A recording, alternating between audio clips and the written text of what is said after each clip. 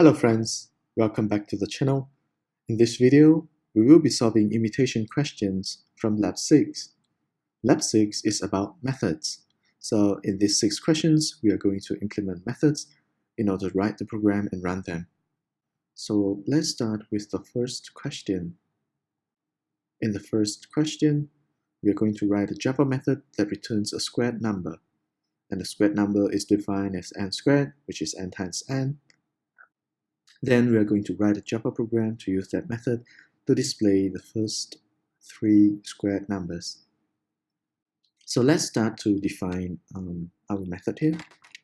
It should be a private because we are not using this outside this class. And static int, which is the return type of this method. Squared number is the name for our method. And this squared number is going to have an input n, which is an integer. And this method should return an n squared integer. Okay, so to call this method, we just, to use this method, we just need to call it by typing squared number, and let's say we put in the number 4. So this should return us a number that is squared. So let's define squared number. Squared 4, let's say squared 4 is equals to squared number, and then we put in 4. So when the program runs, it will find the main method first, and it will run the first line in the main method, which is this, and it will evaluate the squared number of 4 by calling this method, and then substitute this n with the number 4. So now n equals to 4, and when we return, we are returning the value of 4 times 4. And this would be the value of 4 times 4, which is 16. And the 16 will be assigned to this variable here, the squared 4. So we just need to print the squared 4 out. And let's try to run.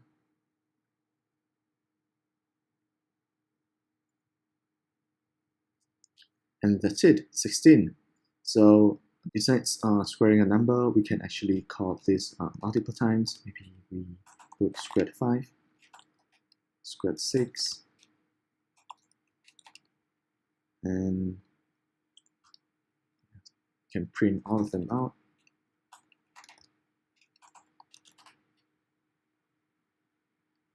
Let's try to run. See, so this is for squared 4, this is for squared 5, and this is for squared 6. So the good thing about method is it follows a principle we call dry, which is don't repeat yourself. So see that we, instead of calling n times n every time in here, setting n equals to 4, n equals to 5, and n equals to 6. Instead of doing this, we can actually write a method to do the work for us.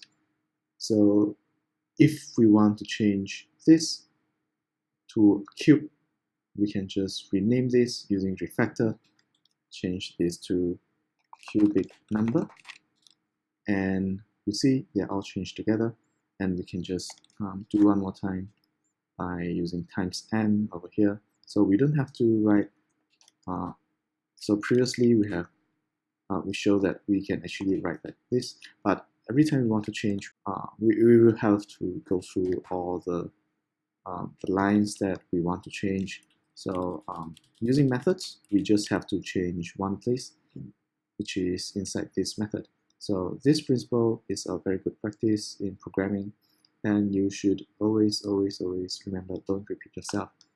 So if we try to run this, this should give us the cubic number. So 4 would be 64, 5 would be 125, and 6 would be 216. Okay, so let's revert back to the squared number and move on to question 2. So in question 2, we're going to write a multiPrint method that prints n copies of character C, then write a Java program to use the method to display a 3x3 square. Okay, let's write the method first. Private static void, because we are not going to use the return values. This method is not going to return anything. I will show I'll explain more later. So multiPrint, which takes an integer n and a character C. So what this method would do is it would just print the character C multiple times for n times. So let's do a for loop here. I equals 0, I is smaller than n, so it will run for n times, and I plus plus. Put this inside, and this should print out this character C for n times. So this line of code will print out character C for n times. And note that there are no return statement because we have defined void over here. So this method does not return anything. And when we try to run multiPrint, let's say 3, because we are going to print 3x3 square, and we use this and run it for 3 times. Let's try to run this first.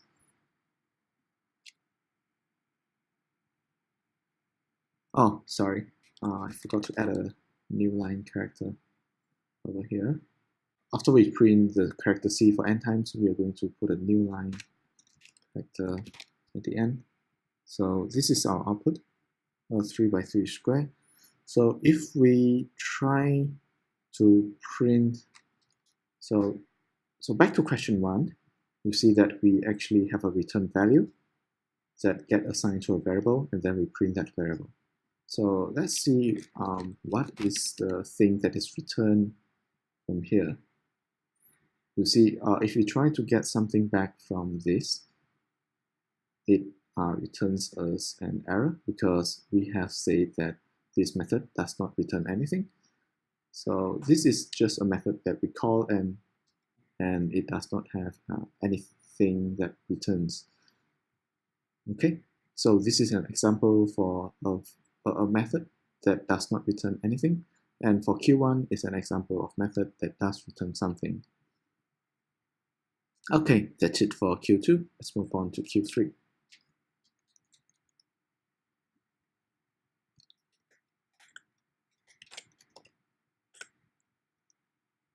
So in Q3, we're going to write a Java method that accepts an array of strings. The method should reverse the string in the array.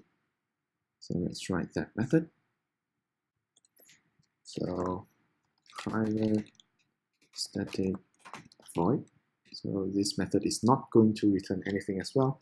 It will directly change the string inside. Okay, reverse string array, string arr array, and we are going to look through the string array.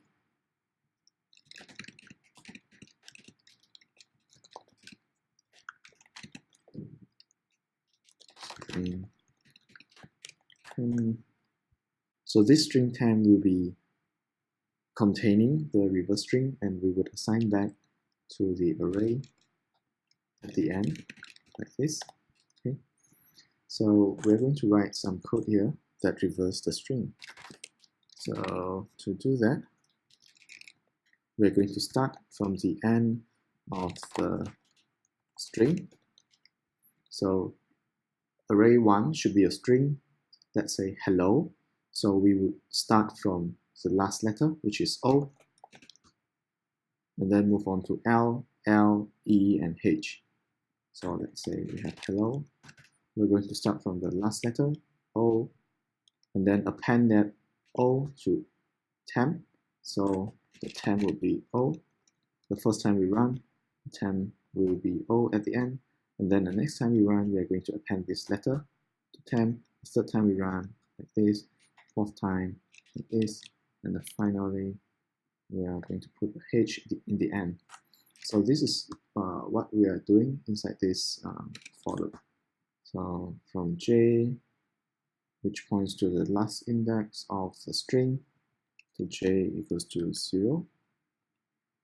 So as long as j is larger or equals to 0, and we decrement this j every time we run.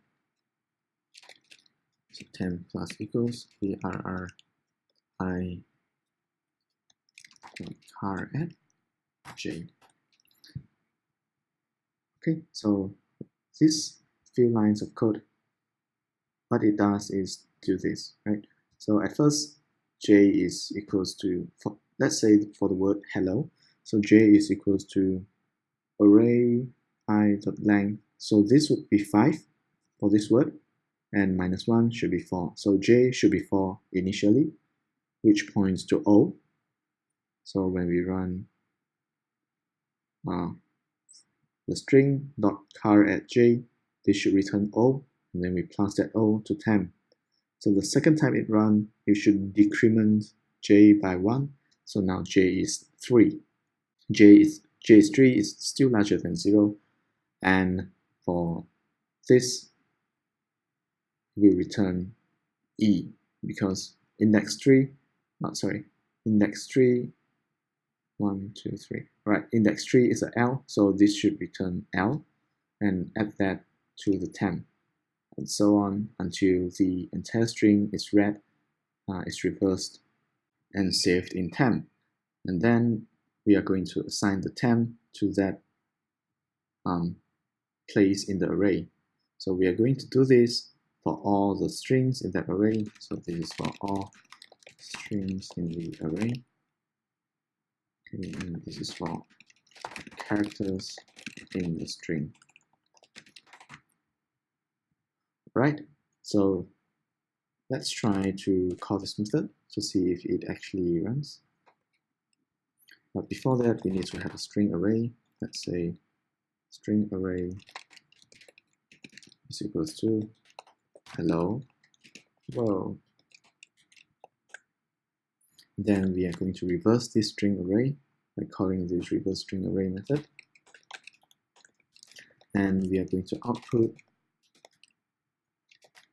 a string on the entire string array. And let's try to run this. See, the words have been reversed. So that's it for question 3. Let's move on to question 4.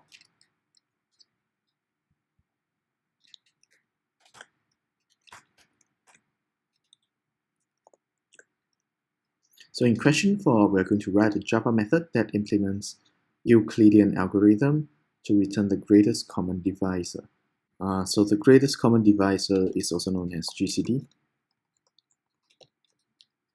So let's name our method GCD, private static in, because this is going to return the GCD, and we say GCD. So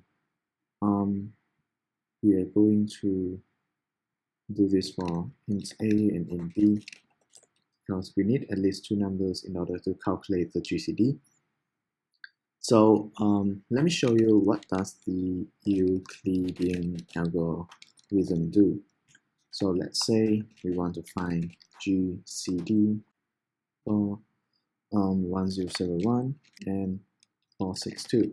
So the greatest common divisor is a number that is the largest that can divide these 2 numbers with no remainders.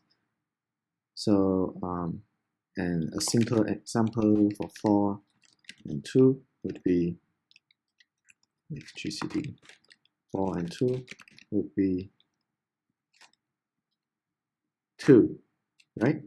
So that means that the 2 is the largest number that can divide 2, and 4 and gives no remainder. So these 2 numbers can actually be divided by 1 and 2 with no remainders, but 2 is the largest. So let me give you another example, GCD of say 42 and 49. So this should give us 7, because 7 can divide this. 7 can divide 42 and gives us 6 with no remainder, and 7 can divide 49 and give us 7 with no remainder. Okay, so if we are finding the GCD for two numbers using the Euclidean algorithm, we will take whichever number that is largest. In this case, it's 1071, and we would take the remainder of it. We would take the modulus of it of 462 of the second number, and we should have a number over here. So in this case, it is 147. Okay, so this divided by this would give a remainder of 147. And then we would use this 462 and modulus this by 147, and we should get back another number, 21. So we need to keep doing this. So for the third time, it's 147, 21. So 147, 21 is 0. We need to keep doing this step until we get to 0. So when we get to 0, we just return this, 21. This is the Euclidean algorithm. So you can see that it's repetitive, so it can be implemented using looping. But in this case, a more stable would be using a while loop, because we are not sure how many times this is going to run. So let's write the program for GCD. So we are going to need a temporary variable. Set that to A, and set A equals to math.max, A and B, and set B equals to math.min, temp and B. So this step is actually we need to ensure that A is larger than B, larger or equals to B. So because this algorithm only runs when the first number is larger than or equals to the second number. Okay, then we would need to write GCD. All right, so we are going to have a remainder variable, because you see this is the remainder, this is A modulus B remainder, A modulus B remainder, A modulus B remainder, and then return B, right? So we say the first position is A, second position is B, and the last one is remainder. So we are going to use a do while loop, because we are going to at least run this once before we check everything. So let's say remainder equals to A modulo B, and after we do this, right, after we get the remainder, we're going to set B to A, right? So the new A over here, the new A should be the previous B, right? And then we are going to set B to be the previous remainder. So B equals remainder. And we need to keep doing this until R is 0. So as long as R is not 0, we need to keep running this. So remainder, right? So in the end, we should return B, like we show here. So this is the code for the GCD implementation. All right, let's try to run the program. Let's say 49 and 42.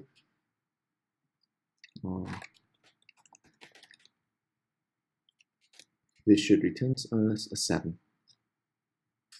Let's see. 0.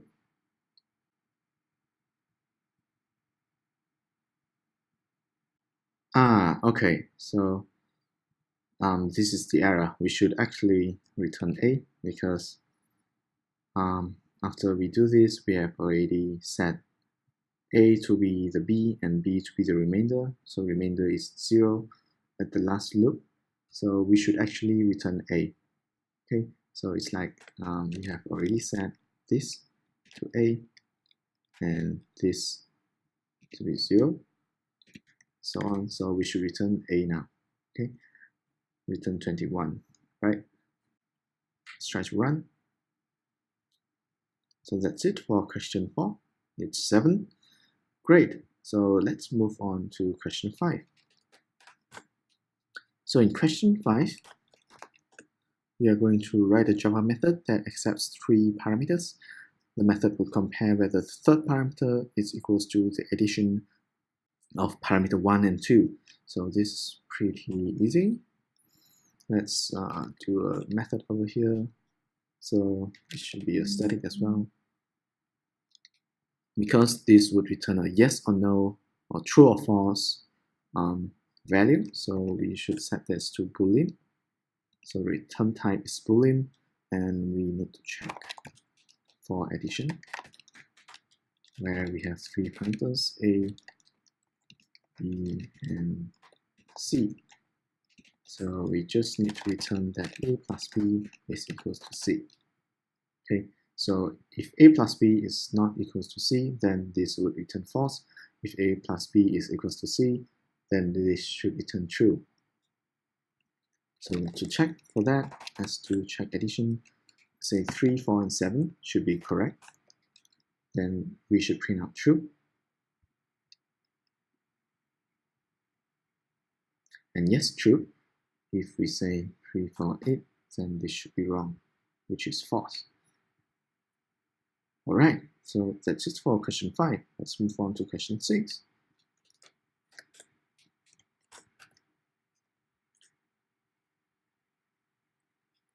So this question 6 is going to be quite lengthy and maybe a little bit hard, so pay more attention while we try to solve this. Okay. So it says that a palindromic prime, it asks us to determine if a number is a palindromic prime, and also to determine if the number is emirp. So emirp means a prime number, and the number should also be prime if reversed, and it is not a palindromic prime. So a palindromic prime is a number that is that satisfies 2 conditions. It should be a prime number, and the reverse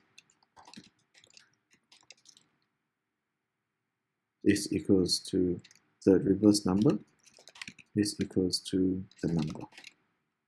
So let's say number 2 is a prime number, and the reverse number is still 2, and it is equals to 2, right? So maybe this would be more clear. So 101 is a prime number, and if we reverse 101, it is still 101. So doesn't matter if we read from the front 101 or from the back 101, it is still 101. So as long as it satisfies these 2 conditions, it is a palindromic prime. So for emirp, it is also a prime number, and the reverse, second condition is the reverse is a prime number, and third, it is not a palindromic prime number. So an emirp like this is a prime number, and the reverse is also a prime number. This means that, for example, 13 is a prime number, and if we reverse that, 31 is also a prime number, and it is not a palindromic prime number. So 13 is not equals to 31. So if we read from the front, it's 13. If we read from the back, it is not 13. So it is not a palindromic prime number. Okay, so to do this, we can break it down to several components. We can write a few methods. The first method I think we can write is to check if it is a prime number or not.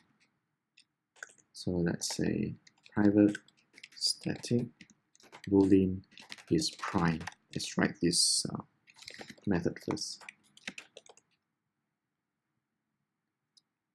So to check if it is a prime number, we would need to set a variable called is prime. We've done this before.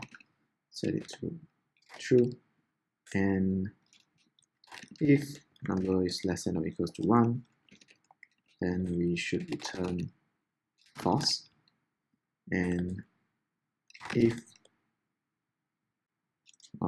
let's do a for int I equals 2, I smaller or equals to num divided by 2 and I plus plus. Then we check that what is the remainder of the num1 divided by I. If it's 0, that means it's not a prime number, return false.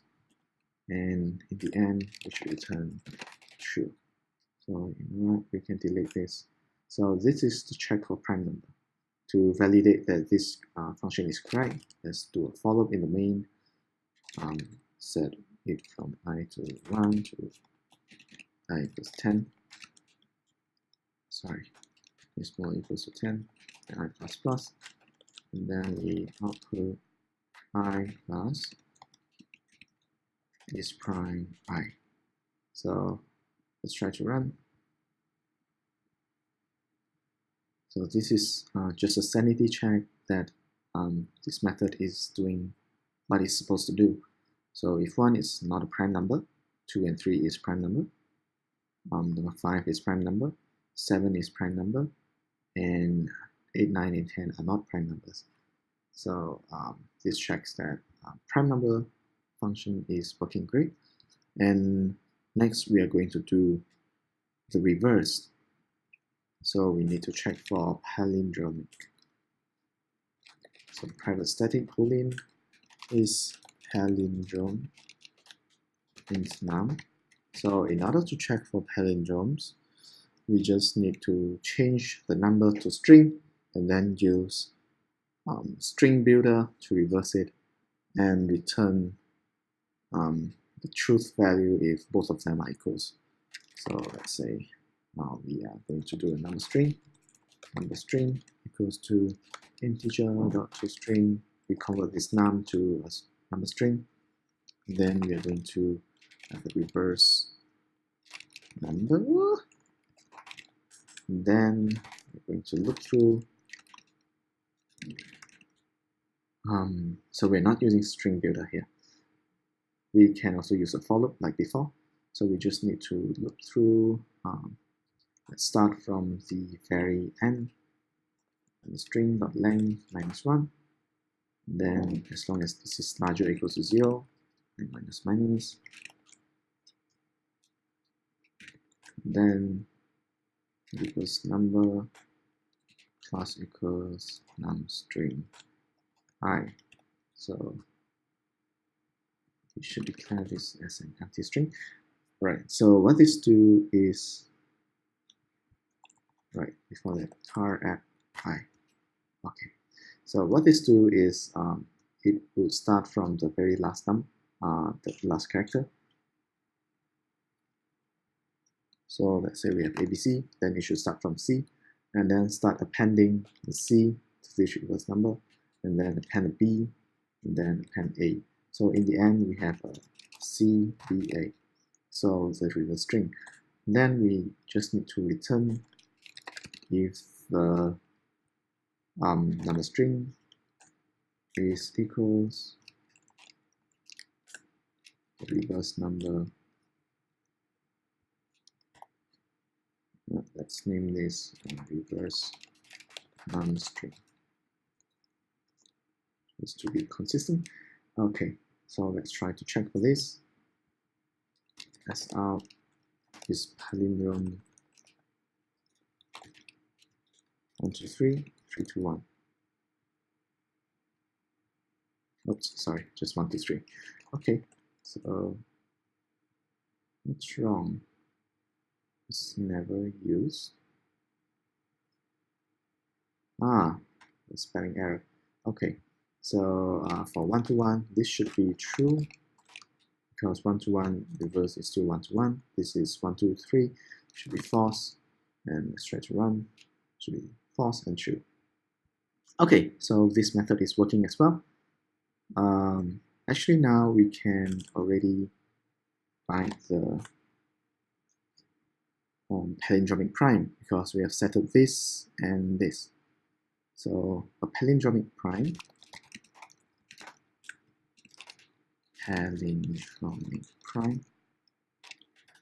takes a number, and it's going to call is prime, put in the number, and is palindrome. Okay, so this method is only true if this and this are true. Okay, so you can actually call a method inside another method. So we have just defined a method that calls is prime and is palindrome, which are the two other methods that we have written before. So let's try to run this in the for loop again. For I int I equals 0, I smaller goes to 120, maybe I plus plus. Then we put in I together with this truth value.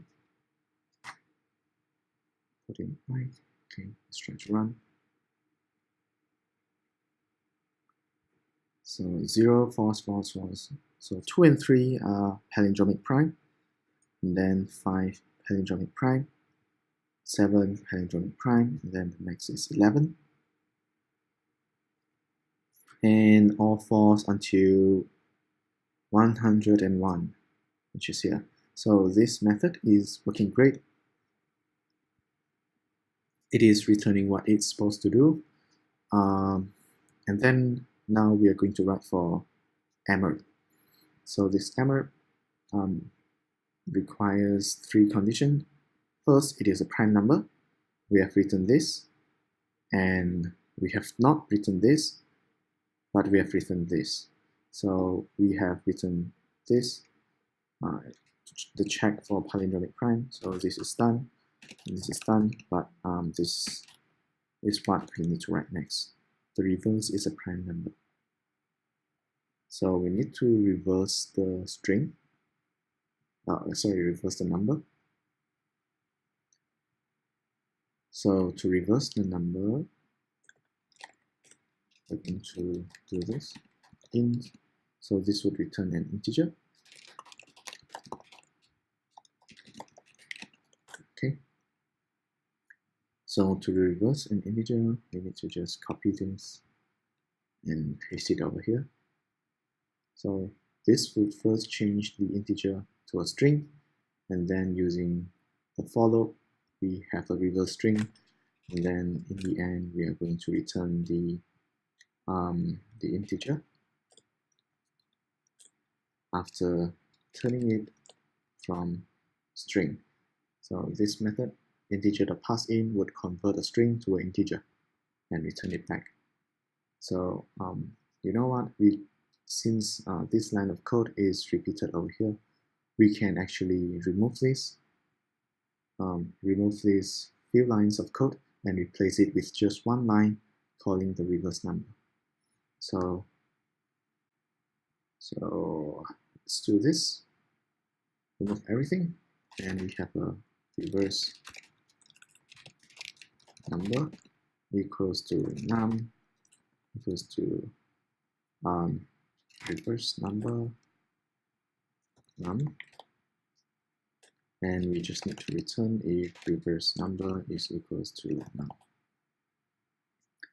Okay, so this is for the reverse number, and so let me show you what does this reverse number do. So let's say we have 1, 2, 3. Let's comment this out. So we're just running this line of code. We're just calling reverse number to check what it returns. So this should return us 3, 2, 1, right? So this reverse number is just a simple method to return a number. Let's move it down. Move it to the end. Okay. So now we have already defined 1, is palindromic prime method, 2 is prime method, 3 is palindrome method, and 4th, the reverse number method. And the reverse number method is used here in the is palindrome, and is palindrome is used inside this method. All right, so we can now finally define our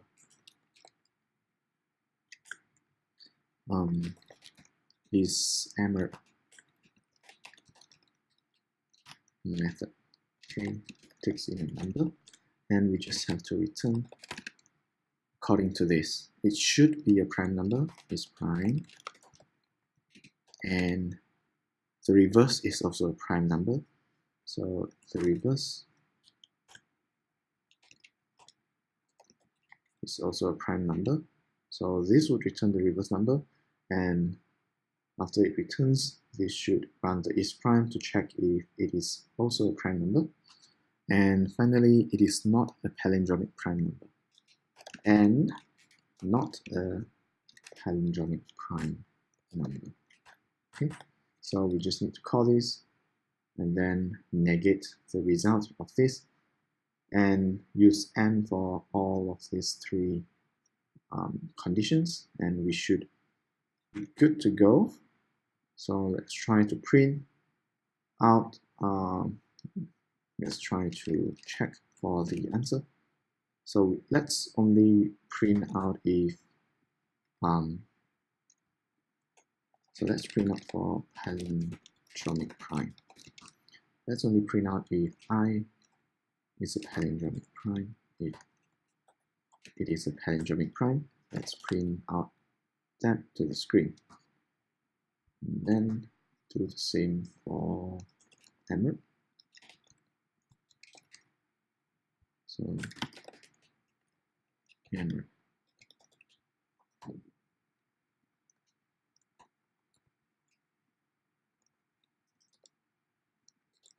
Palindromic prime. And change this to is emirp. Okay, let's try to run this. So for palindromic prime, it's 2, 3, 5, 7, 11, 101, which is correct. And for emirp, it's 13, 17, 31, 37, 71, and so on, which is correct as well. All right, so that's it for question 6. It's a very long question, and it can get quite complex, but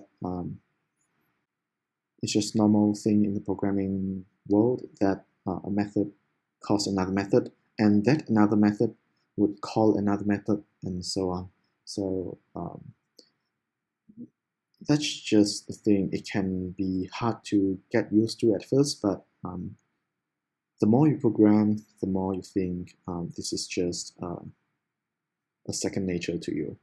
All right, so thank you so much for watching. If you think this is helpful, remember to share it with your friends, like this video, and subscribe to the channel. And in the next few videos, we are going to just complete all the other lab questions. So there are in total of, I think, about 10 lab questions. So we have now completed 6 so far.